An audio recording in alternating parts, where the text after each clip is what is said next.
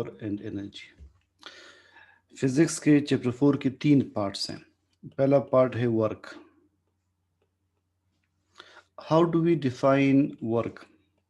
एक body consider करते हैं। अगर इस बॉडी पर फोर्स अप्लाई की जाए और ये बॉडी डिस्प्लेस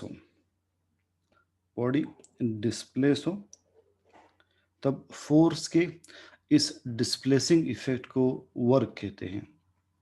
आप किसी बॉडी पर फोर्स अप्लाई करें और बॉडी टर्न करें तो फोर्स का वो टर्निंग इफेक्ट टॉर्क कहलाता है, जो हमने पढ़ा था कि आप जब भी किसी बॉडी पर फोर्स इस तरह से अप्लाई करते हैं,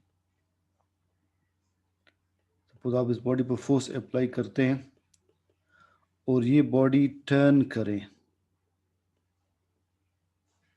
तो इस टर्निंग इफेक्ट को टॉर्क कहते हैं।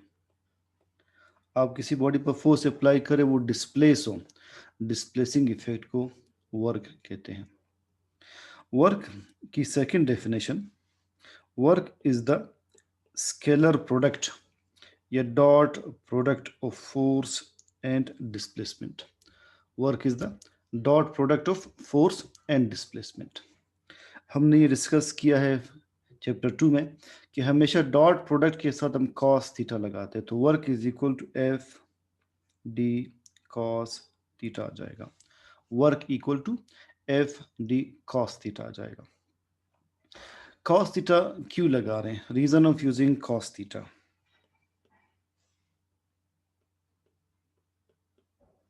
Reason of using cos theta, ये रीजन हम पहले डिस्कस कर चुके हैं। अब दोबारा देखते हैं।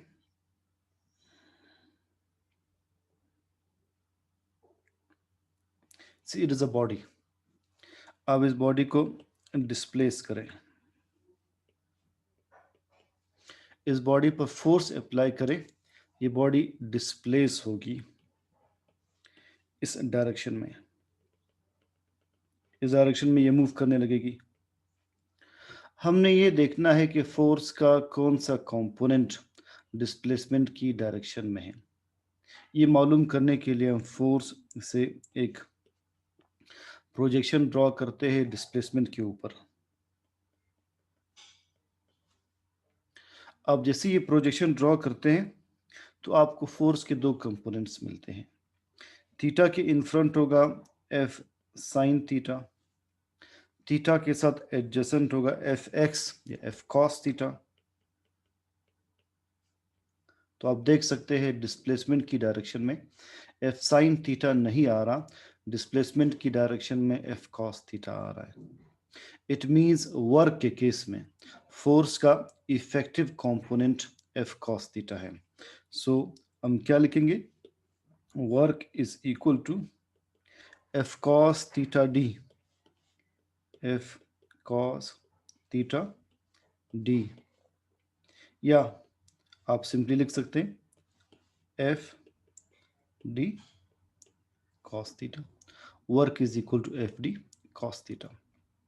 अब चूंकि कॉस थीटा यूज हो रहा है तो जब एंगल 0 होगा वर्क मैक्सिमम होगा। Cos 0 is equal to 1। अगर एंगल 0 हो,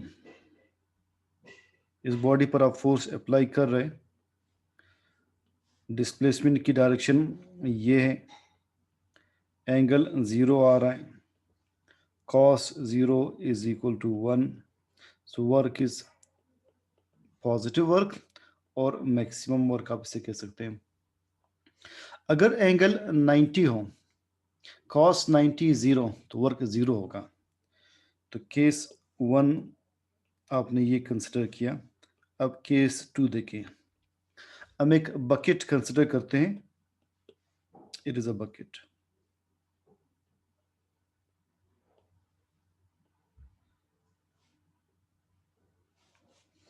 अब इस बकेट के 2 या 3 केसेस पढ़ेंगे। It is case 2,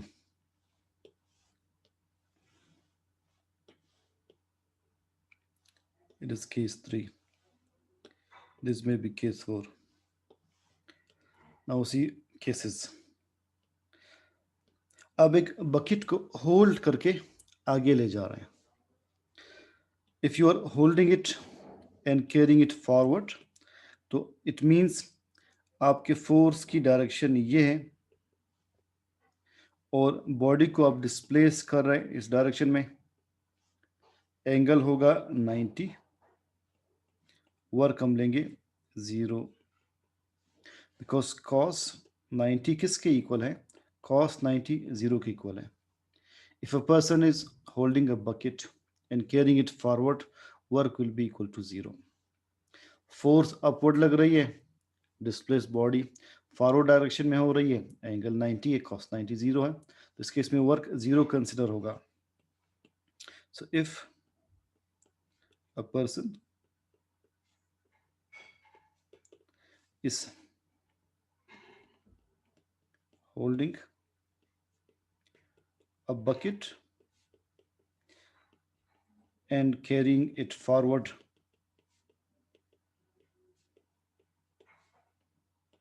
work is 0. If a person is lifting a bucket very slowly, ये होगा केस 3. अब देखते हैं क्या वर्क की कंडीशन है. Case 3, if a person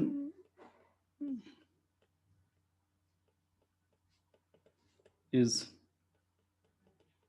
lifting a bucket very slowly. Condition very की लगाइए. ये कंडीशन क्यों लगाई अभी आपको बात क्लियर होगी.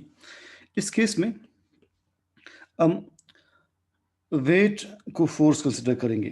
जो इस बॉडी का वेट होगा, वेट हमेशा ज़मीन की तरफ होती है, towards the centre of earth होती है. बॉडी को डिस्प्लेस किया जा रहा है upward, lifted upward very slowly. Angle weight और डिस्प्लेसमेंट के दरमियान क्या है? बिल्कुल ऑपोजिट है दोनों, तो एंगल होगा 180. cos 180 -1 के इक्वल है, तो यहाँ पर वर्क नेगेटिव वर्क कंसिडर होगा. So if a person is lifting a bucket very slowly, work is negative. Work is negative. तो जब वेरी स्लोली वो लिफ्ट कर रहा है, आप अपवर्ड फोर्स को निग्लेक्ट करेंगे, आप इसके वेट को कंसिडर करेंगे. वेट प्रोमिनेंट होगी, बहुत आहिस्ता आहिस्ता वो लिफ्ट कर रहा है, तो वेट ज़्यादा प्रोमिनेंट है अपवर्ड फोर्स की बनिस्बत. अब वेट का एंगल डिस्प्लेसमेंट के साथ लेंगे. यहाँ पर वर्क किसके इक्वल होगा? Work is equal to W D cos theta. आपने इसे इस तरह सॉल्व किया, work equal to W D cos theta. Weight is also a force, तो डब्ल्यू डी कॉस 180 ये बन जाएगा माइनस डब्ल्यू डी. कॉस 180 -1 है, तो माइनस डब्ल्यू डी बन जाएगा.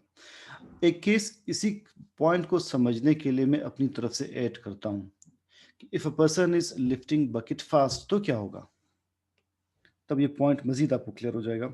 ये एक एक्स्ट्रा केस जो बुक में नहीं दिया, मैं अपनी तरफ से ऐड कर रहा हूँ. केस 4 बन जाएगा. If a person is lifting a bucket fast.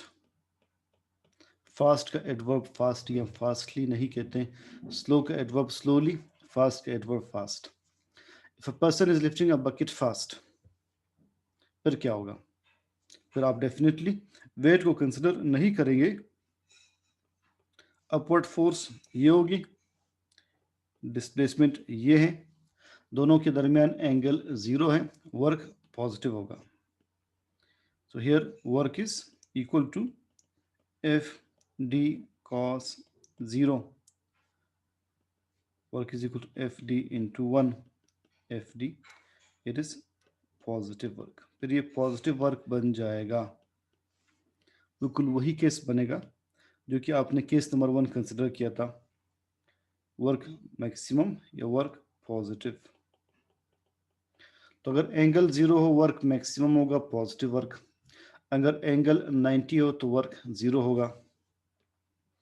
अगर बकेट आप लिफ्ट कर वेरी स्लोली, वर्क नेगेटिव होगा.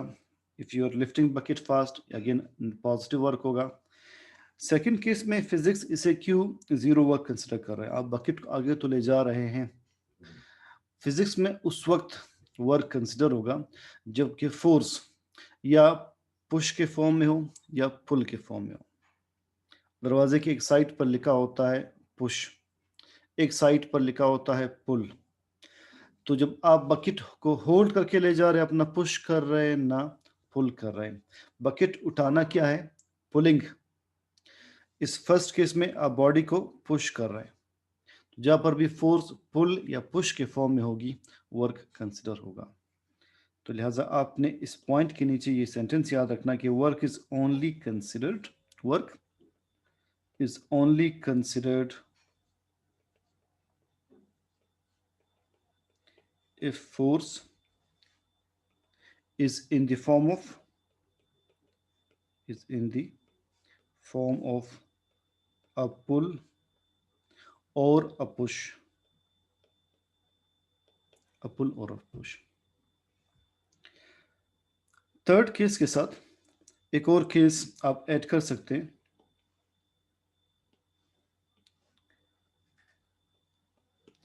एक गाड़ी राइट की तरफ मूव कर रही है,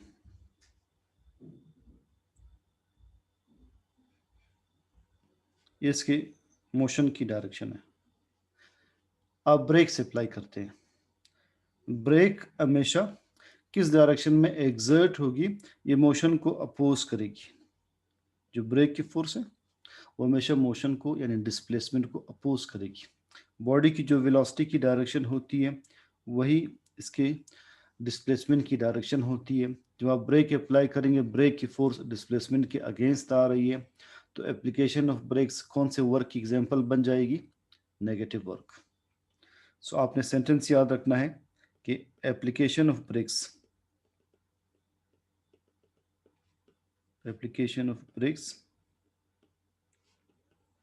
is example of negative work।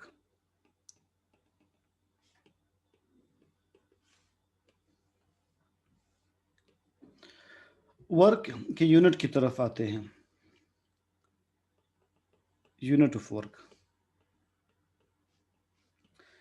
Work की इक्वेशन क्या है? Work is equal to F D. तो वर्क के 3 यूनिट्स हैं।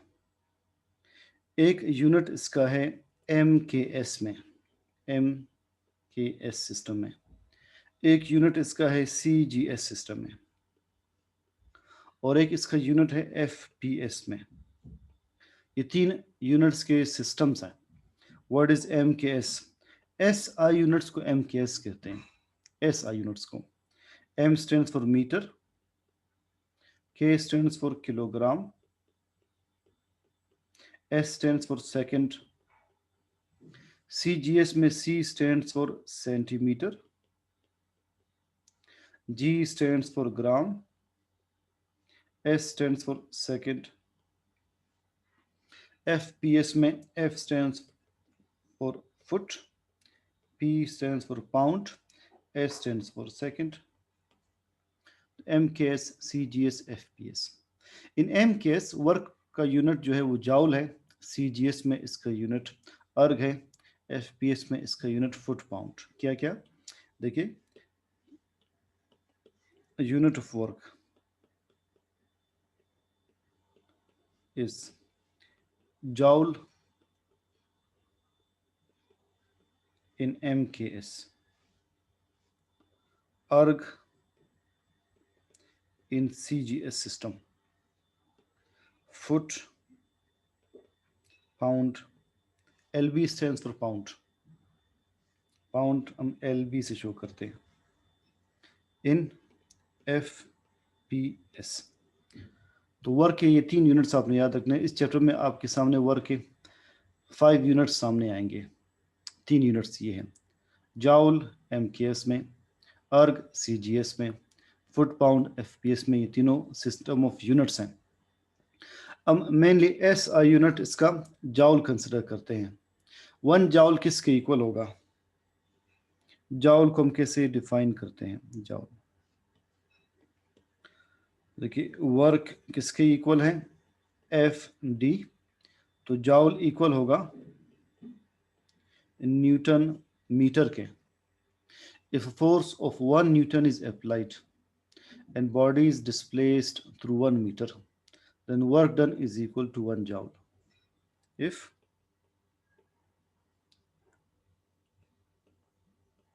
a force of 1 Newton is applied and body is displaced through 1 meter,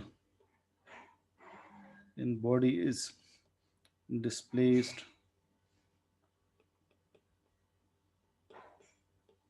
through 1 meter, then work done is equal to 1 joule.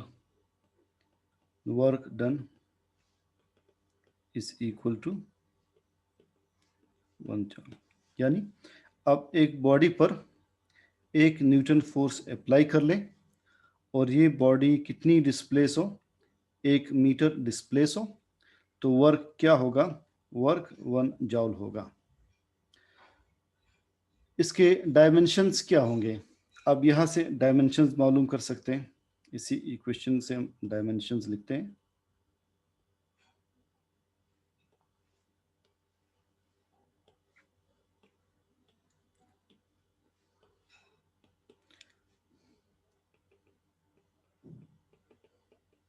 Dimensions,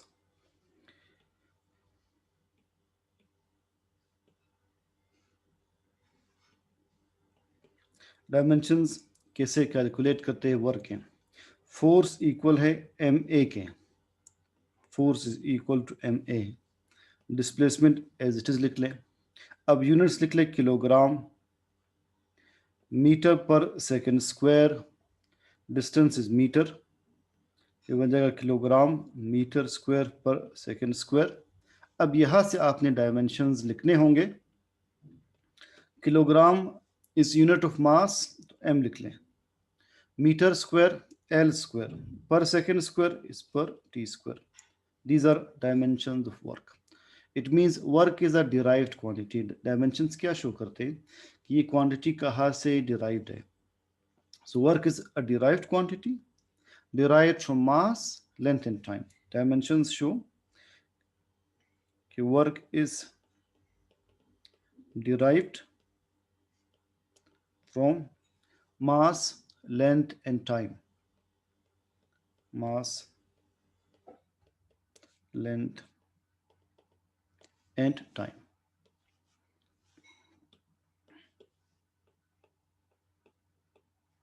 graph of work, इसमें ऐसा कोई technicality नहीं है graph of work में. अगर आप फोर्स और डिस्प्लेसमेंट का ग्राफ लें,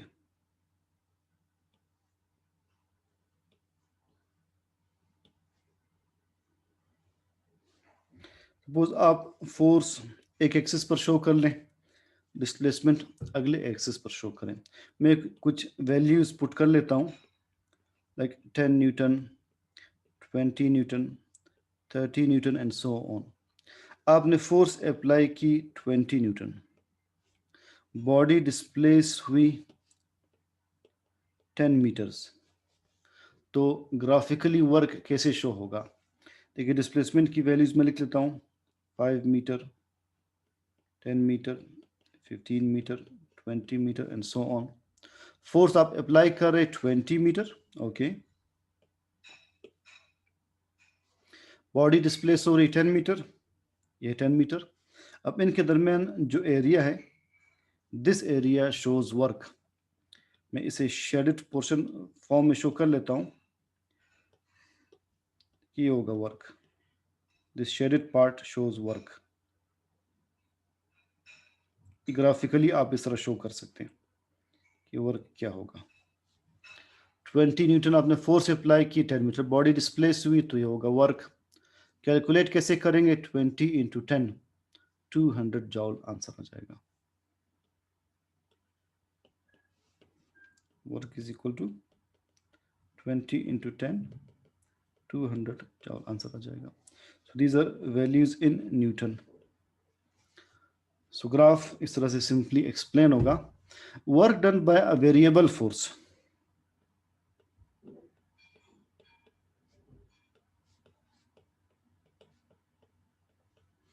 ये हम कल के टॉपिक के साथ पढ़ेंगे।